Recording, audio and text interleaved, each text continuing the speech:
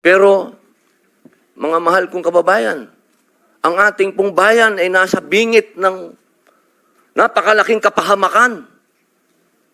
Kung hindi po tatitindig ang ating kapulisan, kung hindi po tatayo ang ating mga law enforcement, tayo po ay tatalunin ng mga sindikatong nag-ahari na nagluluto na ng mga droga kung saan-saan. Mga mahal kong kababayan, ang datos po ang magsasabi na nung sa panahon ni Pangulong Rodrigo Roa Duterte, masasabi ko na po na natakot ang mga kriminal. Wala pa po siyang ginagawa. Doon lang sa commercial niya na last Christmas yun na to, natakot na ho ang napakaraming kriminal. Natakot na ho ang napakaraming durugista, napakaraming pusher ang nag-surrender. Wala pong nangyayari. Sa salita lang po yun. Mga mahal kong kababayan, kung sisisi natin lahat ang mga namatay dito sa administrasyon ni Rodrigo Roa Duterte, abay nagkakamali po tayo. Alamin po natin kung ano ang drug underworld, kung ano ang mga drug syndicates. Ako na po ang nagsasabi sa inyo, regular na po ito tuwing magpapalit ang administrasyon, naglilinis ang mga sindikato. Magkakaroon talaga ng maraming mamamatay dahil naglilinis para pagpasok ng bagong administrasyon, yung kanilang mga alagang, mga kriminal, mga alagang, mga pusher, mga tapos na. Sana po, sa usapin na ito, maging realistic po tayo, mga mahal kong kababayan. Kung kailan ba natin na ibalik sa mga kababayan natin ang kalsada. Nung panahon na yon, nagiinuman sa tabi, nakahubad, ang mga babae hindi makapaglakad, hindi ka makapaglakad ng may cellphone ka, aagawin ng cellphone mo, loob ng bahay mo, papasukin ka. Mga kababayan naman, huwag naman nating haluan ng politika ito.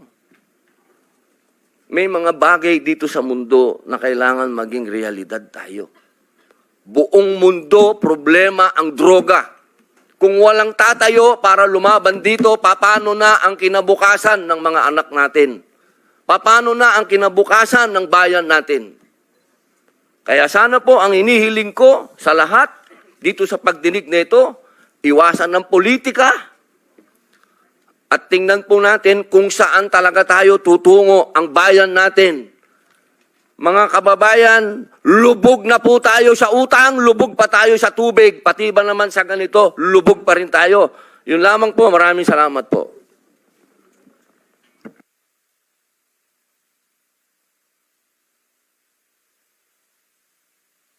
Thank you, Senator Robin Padilla. So, Senator Bongo, please.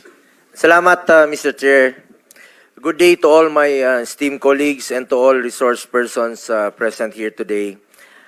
Allow me to begin by expressing my deepest condolences to the families of the victims of Typhoon Christine as well as those who lost their properties and livelihood.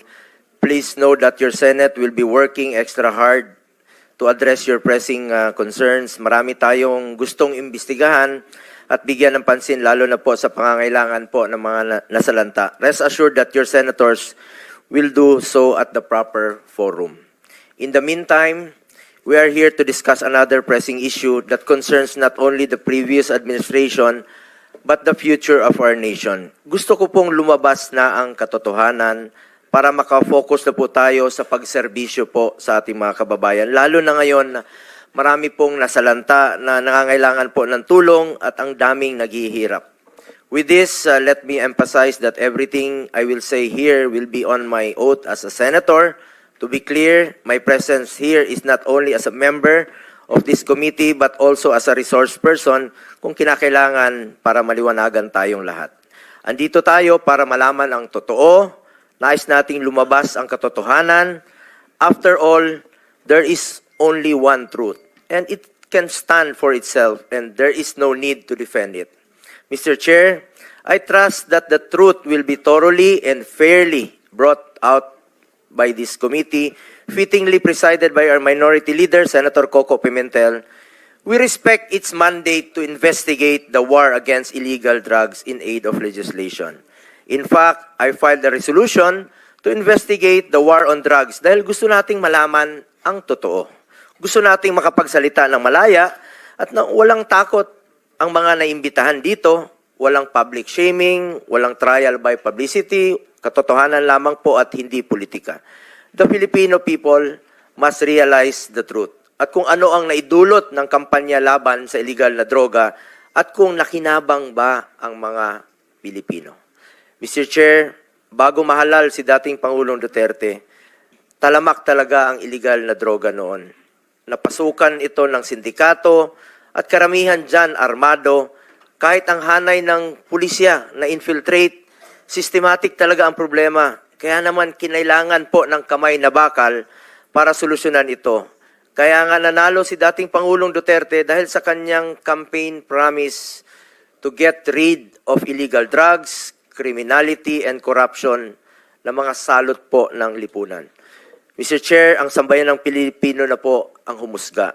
Kung nakakapaglakad ba sila sa gabi na walang takot sa daan, pati po yung mga OFWs natin sa abroad, nagkakaroon ba sila ng peace of mind dahil ligtas ang mga mahal nila sa buhay na nakakauwi po sa gabi na hindi nasasaktan at hindi nababastos.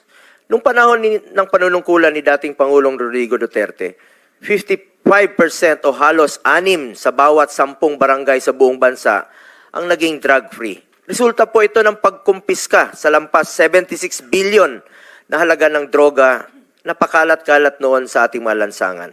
Base rin po sa datos, 79% o halos 8 sa bawat 10 Pilipino ang sumusuporta sa kampanya laban sa illegal na droga. Sa unang 5 taon naman ni Pangulong Duterte sa pwesto, mahigit 70% ang ibinaba ng crime rate sa buong bansa.